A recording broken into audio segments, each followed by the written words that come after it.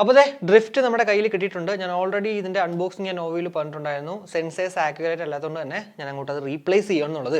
ഇപ്പോൾ രണ്ടാമത്തെ പ്രോഡക്റ്റാണ് എൻ്റെ കയ്യിൽ ഇപ്പോൾ ഇരിക്കുന്നത്. ജസ്റ്റ് ഇതിനെക്കുറിച്ച് കൂടുതലൊന്നും അങ്ങോട്ട് പറയുന്നില്ല. ഇനി അങ്ങോട്ട് അൺബോക്സ് ചെയ്തിട്ട് ജസ്റ്റ് ഒന്ന് നോക്കാം എന്താണ് സംഭവം. ഓപ്പൺ ചെയ്യുമ്പോഴത്തേക്ക് ഡ്രിഫ്റ്റിൻ്റെ ഒരു യൂസർ മാനുവൽ ഉണ്ട്. കൂടാതെ വാച്ച് ഇവിടെ ഇരിപ്പുണ്ട്. അപ്പോൾ വാച്ച് ഇവിടെ ഓൺ ആയി വന്നിട്ടുണ്ട്. ഞാൻ ഓൾറെഡി ബോൾട്ട് ഫിറ്റ് ആപ്പായിട്ടൊക്കെ ജസ്റ്റ് ഒന്ന് സിങ്ക് ചെയ്തിട്ടുണ്ട്. ഇനി നമുക്ക് ആ ഒരു HR മോണിറ്റർ ജസ്റ്റ് ഒന്ന് നോക്കാം. ഓപ്പൺ ചെയ്തിട്ടുണ്ട്. അപ്പോൾ കണ്ടോ, സ്കാനിങ് ആണ്.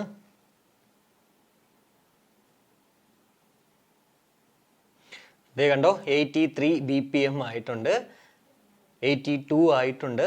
എന്തായാലും നമ്മുടെ സെയിം ഡ്രിഫ്റ്റിൻ്റെ ആദ്യം അൺബോക്സ് ചെയ്ത അതേ സെയിം ഇഷ്യൂ എന്നുള്ളതല്ല, അത് തന്നെയാണ് ഇവിടെയും കാണിക്കുന്നത്. എന്നാൽ ഇങ്ങനെ അങ്ങോട്ട് കയ്യിലോട്ട് എടുക്കുമ്പോഴത്തേക്ക് കണ്ട please wear the watch properly and try again ഇങ്ങനെ അറ്റ്ലീസ്റ്റ് കാണിക്കുന്നുണ്ട് ഇതിൽ.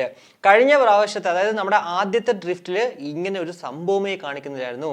ഇപ്പോഴും ഞാനിങ്ങനെ കയ്യിലെടുത്ത് വെക്കുന്ന സമയത്തും അതുപോലെ ആ ഒരു മോണിറ്റർ ഇങ്ങനെ മാറിക്കൊണ്ട്, ആ ഒരു വാല്യൂസ് ഇങ്ങനെ മാറിക്കൊണ്ടിരിക്കുന്നതാണ് ഞാൻ കണ്ടത്. പക്ഷേ ഇവിടേക്ക് വന്നപ്പോഴത്തേക്ക് ഇപ്പോൾ അറ്റ്ലീസ്റ്റ് ഇതുപോലെ നമ്മുടെ കയ്യിലെങ്കിലും എടുത്ത് വെക്കുമ്പോഴത്തേക്ക് അങ്ങനെ ഒരു പ്ലീസ് വെയർ പ്രോപ്പർലി എന്ന് പറഞ്ഞൊരു സംഭവം വന്നിട്ടുണ്ട്. അപ്പോൾ അതുകൊണ്ട് തന്നെ അത്യാവശ്യം എന്താ പറയുക, സെൻസേഴ്സൊക്കെ വർക്ക് ചെയ്യുന്നുണ്ടെന്ന് നമുക്ക് മനസ്സിലാക്കാൻ പറ്റും. പിന്നെ ഞാൻ പറഞ്ഞ മറ്റൊരു സംഭവം എന്ന് വെച്ച് കഴിഞ്ഞാൽ ആ ഒരു സ്പീക്കറിലുള്ള ഒരു ക്രാക്കിംഗ് സൗണ്ട് ആയിരുന്നു. നമ്മൾ കണക്ട് ചെയ്യുമ്പോഴത്തേക്ക് ഒരു ഓഡിയോ ഒക്കെ കേൾക്കുമ്പോഴും അതുപോലെ തന്നെ ഓഡിയോ സ്റ്റോപ്പ് ചെയ്യുന്ന സമയത്ത് ഒരു ക്രാക്കിംഗ് സൗണ്ട്. പക്ഷേ ഓഡിയോ കേട്ടുകൊണ്ടിരിക്കുന്ന സമയത്ത് ആ ഒരു പ്രശ്നമില്ല. അത് തന്നെയാണ് ഇവിടെയും. ആ ഒരു സംഭവം അങ്ങനെ തന്നെ അങ്ങോട്ട് റിമൈൻ ചെയ്യുവാണ്. അതുകൊണ്ട് തന്നെ അത് ആക്ച്വലി ഒരു ഇഷ്യൂ ആയിട്ട് നമുക്ക് പറയാൻ പറ്റത്തില്ല. അത് ഇതിനകത്ത് ഡീഫോൾട്ടായിട്ട് അങ്ങനെ തന്നെയാണ്. അപ്പോൾ ഇത്രയേ ഉള്ളൂ. ഇതാണ് നമ്മുടെ റീപ്ലേസ് ചെയ്ത് വന്ന വാച്ചിൻ്റെ അവസ്ഥ എന്ന് പറയുന്നത്. ഞാൻ ആക്ച്വലി ഈ ഒരു വീഡിയോ ചെയ്ത സമയത്തെ എൻ്റെ ഒരു ഫ്രണ്ടിൻ്റെ അടുത്ത് അവൻ്റെ ആപ്പിൾ വാച്ച് സീരീസ് 4 ഉണ്ട്. അപ്പോൾ അത് ജസ്റ്റ് ഞാൻ ഇതുപോലെ ഒന്ന് ചെയ്യാൻ പറഞ്ഞിട്ട് അവൻ ടേബിളിലല്ല എന്ന് വെച്ചത് കാറിൻ്റെ ഡാഷ്ബോർഡിലാണ്. പക്ഷേ അവിടെയും ആക്ച്വലി ഇതുപോലെ വാല്യൂസ് കാണിക്കുന്നുണ്ടായിരുന്നു.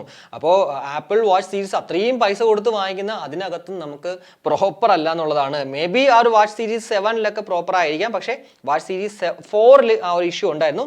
അപ്പോൾ അതുകൊണ്ട് തന്നെ ഈ ഒരു ബോൾട്ട് ഡ്രിഫ്റ്റിൽ അങ്ങനെ ഒരു പ്രോബ്ലം ഉള്ളത്, നമ്മൾ വെറും 2000 രൂപയ്ക്കുള്ളിൽ നമ്മൾ വാങ്ങിക്കുന്ന ഈ ഒരു പ്രോഡക്റ്റിൽ അങ്ങനെ ഒരു പ്രോബ്ലം ഉണ്ടെന്ന് അങ്ങനെ കൂടുതലായിട്ട് അങ്ങോട്ട് എടുത്ത് പറയാൻ പറ്റത്തില്ല കേട്ടോ.